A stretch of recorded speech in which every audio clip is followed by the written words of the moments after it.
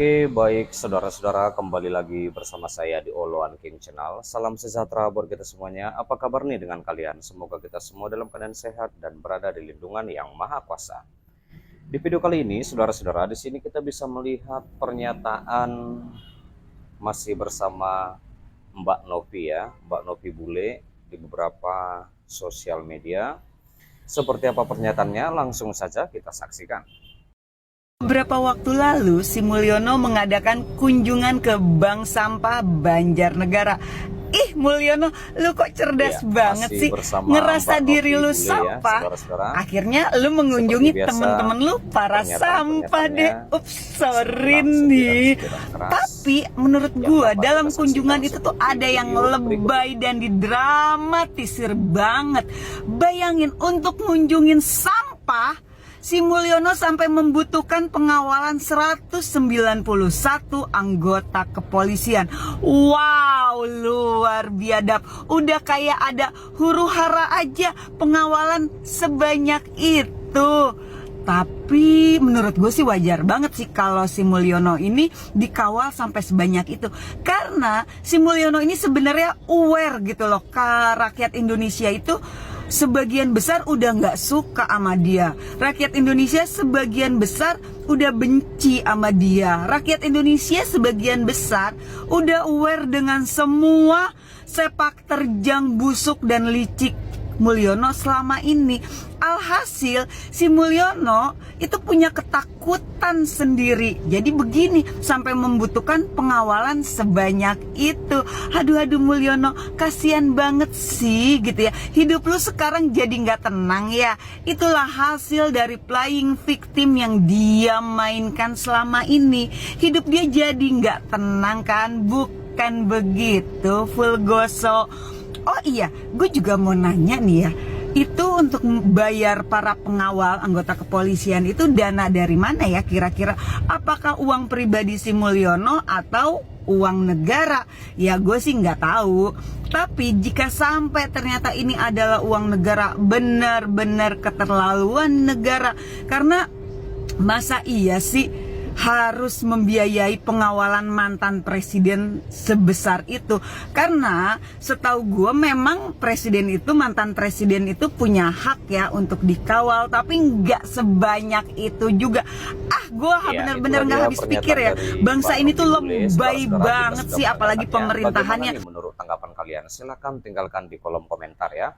Sebentar, jangan di skip dulu. Di sini kita kembali membahas tentang di mana sebanyak 11 orang menjadi korban dari pelaku AMA atau penyebar video deepfake yang mencatut Presiden Prabowo Subianto, di mana para korban ini diminta memberikan uang untuk bisa mendapatkan bantuan Presiden Prabowo yang dimaksud dalam video manipulasi milik pelaku tersebut.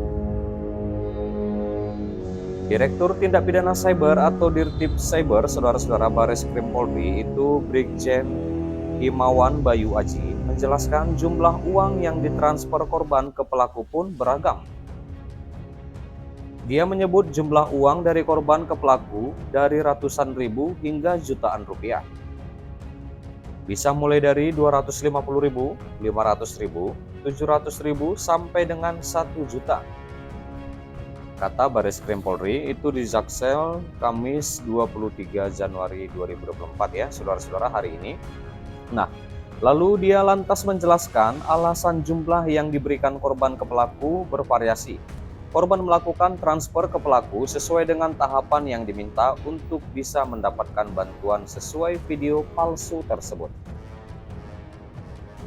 Yang tertipu ini variatif, karena berbagai metode dilakukan oleh yang bersangkutan. Bisa untuk uang pendaftaran, bisa juga nanti pendaftaran yang kedua dan ketiga. Menunggu antrian, ini adalah modus-modus terawan Himawan. Ini adalah modus-modus, kata Himawan.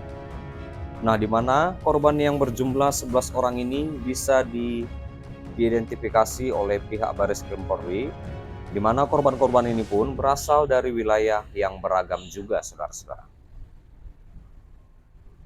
Penyidik telah mengidentifikasi 11 orang yang menjadi korban atas kejahatan tersangka ini. Jawa Tengah, Jawa Timur, Sumatera Selatan, Sulawesi Tenggara, dan Sulawesi Tengah. Tegas Pak Hirmawan lagi. Nah, ternyata pelaku yang berinisial AMA tak bekerja sendiri untuk melancarkan aksi penipuannya ini, saudara-saudara. Di mana ia bekerja bareng FA yang bertugas mengedit video tersebut. Tersangka dibantu oleh FA yang saat ini sudah kita DPO yang bertugas menyiapkan video